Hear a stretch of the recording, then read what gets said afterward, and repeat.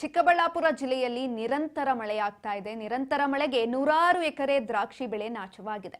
ಚಿಕ್ಕಬಳ್ಳಾಪುರ ತಾಲೂಕಿನ ಹಲವೆಡೆ ನೆಲಕ್ಕಚ್ಚಿದೆ ಅಲ್ಲಿನ ದ್ರಾಕ್ಷಿ ಬೆಳೆ. ಅಜ್ಜವಾರ ಗ್ರಾಮದ ಕೆಆರ್ ರೆಡ್ಡಿ ರೈತನಿಗೆ ಸೇರಿದಂತಹ ದ್ರಾಕ್ಷಿ ತೋಟ ಸಂಪೂರ್ಣವಾಗಿ ನಾಶ ಆಗಿರುವಂತದ್ದು ಮಳೆಯಿಂದಾಗಿ. ಬೆಂಗಳೂರು ಬ್ಲೂ ರೆಡ್ ಗ್ಲೋಬ್ ಶರತ್ ದ್ರಾಕ್ಷಿ ಬೆಳೆದಿರುವಂತಹ ರೈತರ ಬೆಳೆ ಸಂಪೂರ್ಣವಾಗಿ ನಾಶವಾಗಿದೆ. ಚಿಕ್ಕಬಳ್ಳಾಪುರ ಜಿಲ್ಲೆಯಲ್ಲಿ ನಿರಂತರ ಮಳೆಯಾಗ್ತಾ ಇದೆ. ಧಾರಾಕಾರ ಮಳೆಯಿಂದಾಗಿ ರೈತರು ಹಲವು ಕಷ್ಟಗಳನ್ನ ಎದುರಿಸ್ತಾ ಇದ್ದಾರೆ. ಅದೇ ರೀತಿಯಾಗಿ ಇದೀಗ ದ್ರಾಕ್ಷಿ ಬೆಳೆ ನಾಶವಾಗಿರುವಂತದ್ದು.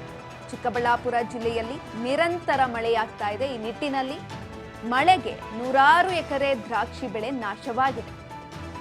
ಚಿಕ್ಕಬಳ್ಳಾಪುರ ತಾಲೂಕಿನ ಹಲವೆಡೆ ದ್ರಾಕ್ಷಿ ಬೆಳೆ ನೆಲಕ್ಕಚ್ಚಿದೆ.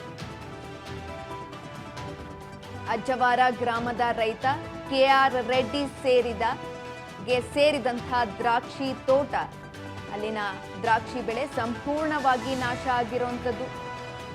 ಬೆಂಗಳೂರು ಬ್ಲೂ ರೆಡ್ ಗ್ಲೋಬ್ ಶರತ್ ದ್ರಾಕ್ಷಿ ಬೆಳೆದಿದ್ದಂತಹ ರೈತರು ಸಂಪೂರ್ಣವಾಗಿ ಮಳೆಗೆ ಬೆಳೆ ನಾಶವಾಗಿದೆ. ಇನ್ನು ಇದರಿಂದ ರೈತರಿಗೆ ಲಕ್ಷಾಂತರ ರೂಪಾಯಿ ನಷ್ಟ ಆಗಿದೆ. ನಿರಂತರ ಮಳೆಗೆ ನಾನಾ ರೀತಿಯಾದಂತಹ ಅವಾಂತರ ಸೃಷ್ಟಿಯಾಗ್ತಾ ಇದೆ. ಅದೇ ರೀತಿಯಾಗಿ ಒಂದ್ ಕಡೆನಲ್ಲಿ ರೈತರಿಗೆ ಒಳ್ಳೇದಾಗಿದ್ರೆ ಇನ್ನೊಂದ್ ಕಡೆನಲ್ಲಿ ರೈತರಿಗೆ ನಷ್ಟವಾಗ್ತಾ ಇದೆ. ಅದೇ ರೀತಿಯಾಗಿ ಚಿಕ್ಕಬಳ್ಳಾಪುರದಲ್ಲಿ ದ್ರಾಕ್ಷಿ ಬೆಳೆ ಈ ರೀತಿಯಾಗಿ ಆಗಿರುವಂಥದ್ದು.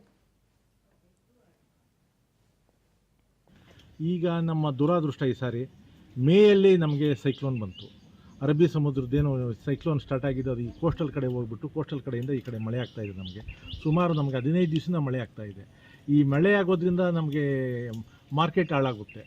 ಇಲ್ಲಿ ಮಳೆ ಬಿದ್ದಿರೋದ್ರಿಂದ ಈ ನಮ್ಮ ಬೆಂಗಳೂರು ಬ್ಲೂ ಇರ್ಬೋದು, ದಿಲ್ಖುಷ್ ಇರ್ಬೋದು, ಹಣ್ಣು ಯಥೇಚ್ಛವಾಗಿ ನೀರು ಕುಡಿದು ಹಣ್ಣು ಒಡೆಯುತ್ತೆ. ಮತ್ತು ಇಲ್ಲಿಂದ ತಗೊಂಡೋಗೋ ಹಣ್ಣು ಮಾರ್ಕೆಟ್ಗಳಲ್ಲಿ ಹೋಗೋಷ್ಟೊತ್ತಿಗೆ ಕೊಳ್ತೋಗುತ್ತೆ ಅಂತ ವ್ಯಾಪಾರಸ್ಥರು ಹೇಳ್ತಾ ಇದ್ದಾರೆ. ಅದರಿಂದ ಹೆಚ್ಚಾಗಿ ಹಣ್ಣು ಕೊಯ್ತಾ ಇಲ್ಲ. ಸುಮಾರು 65 ರೂಪಾಯಿ ಇತ್ತು ದಿಲ್ಖುಷ್, 50ರಿಂದ 65 ರೂಪಾಯಿ ಇತ್ತು. ಬೆಂಗಳೂರು ಬ್ಲೂ 35ರಿಂದ 40 ರೂಪಾಯಿ ಇತ್ತು. ರೆಡ್ ಗ್ಲೋಬು 140ರಿಂದ 150 ರೂಪಾಯಿ ಇತ್ತು. ಶರತ್ ಬಂದು 100 ರೂಪಾಯಿ ಇತ್ತು. ಈಗ ಎಲ್ಲನೂ ರೇಟ್ ಕಡಿಮೆ ಆಗಿದೆ. ಈಗ ರೇಟ್ ಕಡಿಮೆ ಆಗೋದಿಲ್ಲ, ಕೊಯ್ಯೋರೇ ಕಡಿಮೆ ಆಗಿಬಿಟ್ಟಿದ್ದಾರೆ. ಈಗ ಈ ನಮ್ಮ ತೋಟಗಳಲ್ಲಿ ಏನು ಒಂದು 5-6 ದಿವಸ ಏನಾದರೂ ತೋಟದಲ್ಲಿ ಹಣ್ಣು ಉಳಿದ್ರೆ ಎಲ್ಲ ಕೊಳ್ತೋಗುತ್ತೆ. ಆ ಪರಿಸ್ಥಿತಿ ಬಂದಿದೆ. ಈಗ ಬಹಳ ವರ್ಷದಿಂದ ನಾನು ಸುಮಾರು ನಮ್ಮದು 2000 ಇಸ್ವಿಯಲ್ಲಿ ಸುಮಾರು 80 ಟನ್ ದ್ರಾಕ್ಷಿ ಆವತ್ತಿಗೆ ನಾನು 26 ರೂಪಾಯಿ ರೇಟ್ ಕೊಟ್ಟಿದ್ದೆ. ಆಗ 26 ರೂಪಾಯಿ ರೇಟ್ ಕೊಟ್ಟಿದ್ದಾಗ ಸುಮಾರು 100 ಟನ್ನು ಹಣ್ಣು ಪೂರ್ತಿ ಕೊಳ್ತೋಯ್ತು. ಇದೇ ರೀತಿ ಚೆನ್ನೈ ಸೈಕ್ಲೋನ್ ಬಂದು ಏಪ್ರಿಲಲ್ಲಿ ಪೂರ್ತಿ ಕೊಳ್ತೋಯ್ತು. ನಮ್ಮ ಬರೀ 60,000 ರೂಪಾಯಿ ಕೊಟ್ಟೆ ಉಂಡಿಗೆ. ಅಲ್ಲಿಗೆ ಎಷ್ಟು 26 ಲಕ್ಷ ಆಗಬೇಕಾಗಿದೆ ಹಣ್ಣನ್ನ, ಬರೀ 60,000 ರೂಪಾಯಿ ಕೊಟ್ಟೆ. ಅದು 60,000 ರೂಪಾಯಿನೂ ಕೊಳ್ಳಿಲ್ಲ.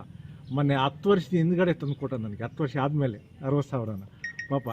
ಆ ರೀತಿ ಒಂದು ಪರಿಸ್ಥಿತಿ ನಮ್ಮದು. ಆ ವರ್ಷ ನನಗೆ 1 ವರ್ಷ ಬೆಳೆ ಸಿಕ್ಬಿಟ್ಟಿದ್ದೆ. ನನ್ನ ಪರಿಸ್ಥಿತಿನೇ ನಮ್ಮ ಆರ್ಥಿಕವಾಗಿ ಬಹಳ, ಯಾಕೆಂದರೆ ಆಗ ಆ ಹಣಕ್ಕೆ ಬಹಳ ಬೆಲೆ ಇತ್ತು. ನಾವು ಬಹಳ ಮುಂದುವರಿಬೋದಾಗಿತ್ತು. ಆವಾಗ ಯಾವಾಗ ಹೆಚ್ಚಿನ ಸಮಯ ತಗೊಂಡು ಹಣ್ಣು ಕೊಯ್ಯೋದಕ್ಕಾಗಲಿಲ್ಲೋ, ಈ ಗಿಡದಲ್ಲಿರೋ ಒಂದು ಇದು ಏನಿದೆ ಫರ್ಟಿಲೈಸರು ಮತ್ತು ಅದರಲ್ಲಿ ಒಂದು ಇದಿರ್ತೈತೆ, ಇದೆಲ್ಲನೂ ಹೊರಟೋದ ತಿರುಗಿ 2-3 ವರ್ಷ ಬೆಳೆ ಬರೋದಿಲ್ಲ. ಈ ಓವರ್ ಆಗಬಾರ್ದು ಹಣ್ಣು ಹೆಚ್ಚಾಗಿ ತೋಟದಲ್ಲಿ. ಈ ನಮ್ಮ ಮನುಷ್ಯನ ಒಂದು ಏನು ದೇಹದಲ್ಲಿ ಈಗ ರಕ್ತ ಏನಂದ್ರೆ ಅಕಸ್ಮಿತವಾಗಿ ಆಕ್ಸಿಡೆಂಟ್ ಅದು ಇದಾದಾಗ ಒಂದು ಸ್ವಲ್ಪ ಬ್ಲಡ್ ಹೋದರೆ ಪರವಾಗಿಲ್ಲ. ಹೆಚ್ಚಿನ ಬ್ಲಡ್ ಹೋದರೆ ಯಾವ ರೀತಿ ಮನುಷ್ಯ ಸಾಯೋದಕ್ಕೆ ಇದಾಗುತ್ತೆ, ಇಲ್ಲದಿದ್ದರೆ ಬೇರೆ ತೊಂದರೆ ಆಗುತ್ತೆ. ಅದೇ ರೀತಿ ಗಿಡದಲ್ಲೂ ಇದು. ಯಾಕೆಂದರೆ ಒಂದು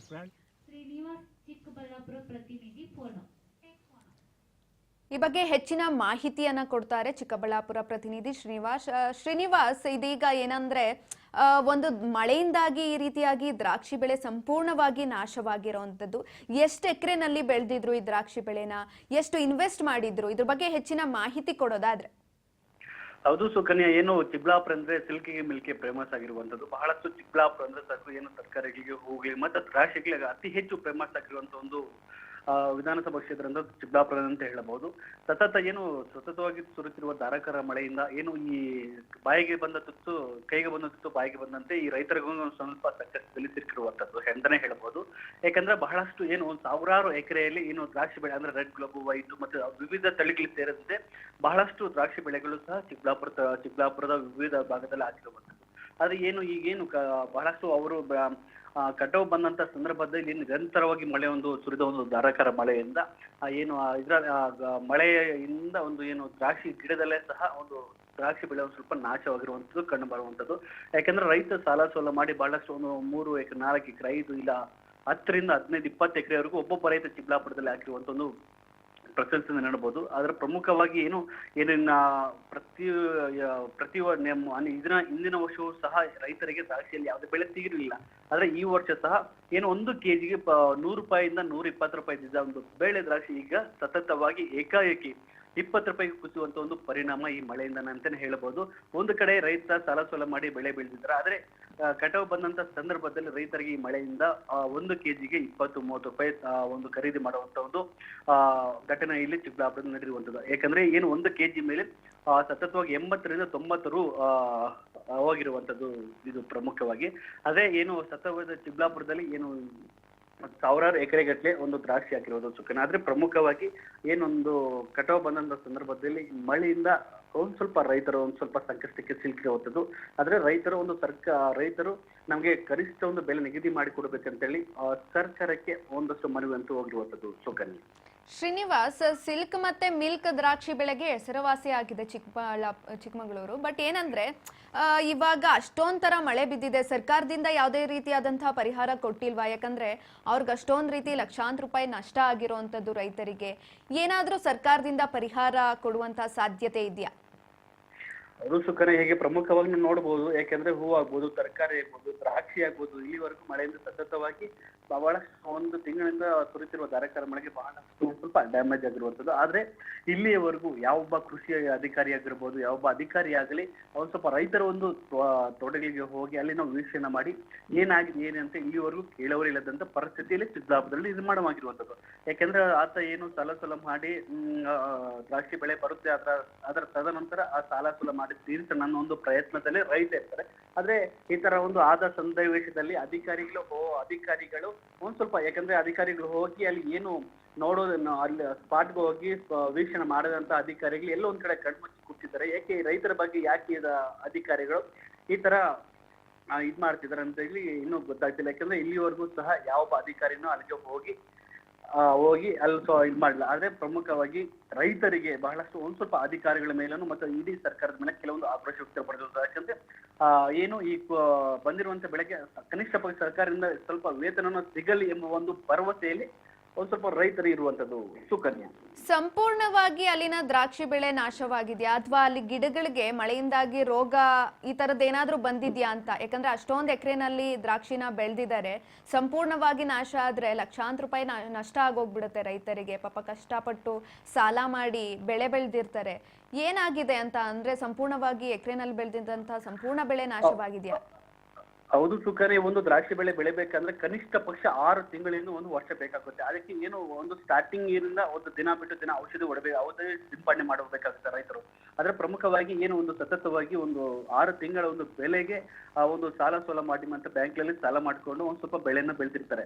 ಆದ್ರೆ ಈ ಬೆಳೆ ಸಂದರ್ಭದಲ್ಲಿ ಏನು ಈ ಕಟಾವಿಗೆ ಬಂದಂತಹ ಸಂದರ್ಭದಲ್ಲಿ ಈ ಮಳೆಯಿಂದ ಈ ದ್ರಾಕ್ಷಿ ಬೆಳೆ ಸ್ವಲ್ಪ ಹಾನಿಯಾಗಿರುವಂತದ್ದು. ಯಾಕೆಂದ್ರೆ ಸಂಪೂರ್ಣವಾಗಿ ಯಾವುದೇ ತರ ಔಷಧಿ ಸಿಂಪಡಣೆ ಮಾಡ್ತಾ ಇರ್ತಾರೆ. ಆದ್ರೆ ಮಳೆಗಾಲದಲ್ಲಿ ಮಾತ್ರ ರೈತರಿಗೆ ಬಹಳಷ್ಟು ಸಂಕಷ್ಟ ಸಿಲುಕಿರುವಂಥದ್ದು. ಯಾಕೆಂದ್ರೆ ಮಳೆಗಾಲದಲ್ಲಿ ಗಿಡದಲ್ಲಿ ಏನು ದ್ರಾಕ್ಷಿ ಅಲ್ಲೇ ಕೊಳೆಯುವಂತ ಒಂದು ಪರಿಸ್ಥಿತಿ ಅಲ್ಲೇ ನಿರ್ಮಾಣವಾಗುತ್ತೆ. ಹಾಗಾಗಿ ಒಂದು ರೈತರು ಎಷ್ಟೇ ಒಂದು ಕೆಟ್ಟೆಚ್ಚರ ತಗೊಂಡ್ರು ಸಹ ಮಳೆಯಿಂದ ದ್ರಾಕ್ಷಿ ಹಾನಿ ಆಗೇ ಆಗುತ್ತದೆ ಅಂತೇಳಿ ರೈತರ ಒಂದು ಕಿವಿ ಮಾತಾಗಿರುವಂಥದ್ದು. ಅದರ ಪ್ರಮುಖವಾಗಿ ಸಾವಿರಾರು ಲಕ್ಷಾಂತರ ರೂಪಾಯಿ ಬಂಡವಾಳ ಹಾಕಿ ಸಾಲ ಮಾಡಿ ರೈತರಿಗೆ ಒಂದು ಕಡೆ ಸಂಕಷ್ಟ ಸಿಲುಕಿದ್ರೆ, ಒಂದು ಕಡೆ ಅಧಿಕಾರಿಗಳು ಮಾತ್ರ ಅಲ್ಲಿಗೆ ಬಂದು ಭೇಟಿ ಕೊಡದೆ ಒಂದ್ ಸ್ವಲ್ಪ ಕಣ್ಮುಚ್ಚಿ ಕುಳಿತಿರುವಂತದ್ದು ಇಲ್ಲಿ ಚಿಕ್ಕಬಳ್ಳಾಪುರದಲ್ಲಿ ಬಹಳಷ್ಟು ಇದು ಕಾಣಿಸಿರುವಂತದ್ದು. ಒಟ್ಟಾರೆಯಾಗಿ ಏನು ಸರ್ಕಾರ ರೈತರಿಗೆ ಏನಾದ್ರು ನಿಗದಿ ಮಾಡಿದ್ರೆ ಅವ್ರಿಗೆ ಸ್ವಲ್ಪ ಸಂಕಷ್ಟದಲ್ಲಿ ಪಾರಾಗಬಹುದು. ಇಲ್ಲಾಂದ್ರೆ ಅವರಿಗೆ ಒಂದ್ ಸ್ವಲ್ಪ ಸಾಲ ಸೋಲ ಮಾಡಿ ಸಾಯುವಂತ ಪರಿಸ್ಥಿತಿ ರೈತರಿಗೆ ಬರುವಲ್ಲಿ ಯಾವುದೇ ಒಂದು ಸಂಶಯವಿಲ್ಲ ಅಂತ ಹೇಳಿ ರೈತರು ಹಳೆಯನ್ನು ತೋಳ್ಕೊಂಡಿರುವಂತದ್ದು. ಓಕೆ ಶ್ರೀನಿವಾಸ್, ಹೆಚ್ಚಿನ ಮಾಹಿತಿಗಾಗಿ ಧನ್ಯವಾದಗಳು. ರೈತ ಸಾಲ ಸೋಲ ಮಾಡಿ ಬೆಳೆನ ಬೆಳಿತಾನೆ, ಲಕ್ಷಾಂತರ ರೂಪಾಯಿನ ಖರ್ಚು ಮಾಡಿ ಸಾಲ ಮಾಡಿ ಬೆಳೆನ ಬೆಳೆದಿರ್ತಾನೆ. ಈ ರೀತಿ ಆದಾಗ ಅವನಿಗೂ ಎಲ್ಲೋ ಒಂದ್ ಕಡೆ ಬೇಜಾರಾಗುತ್ತೆ. ಜೊತೆಲಿ ಸರ್ಕಾರ ಕೂಡ ಇದಕ್ಕೆ ತಕ್ಕದಾದಂತಹ ಪರಿಹಾರ ಕೊಡಬೇಕು.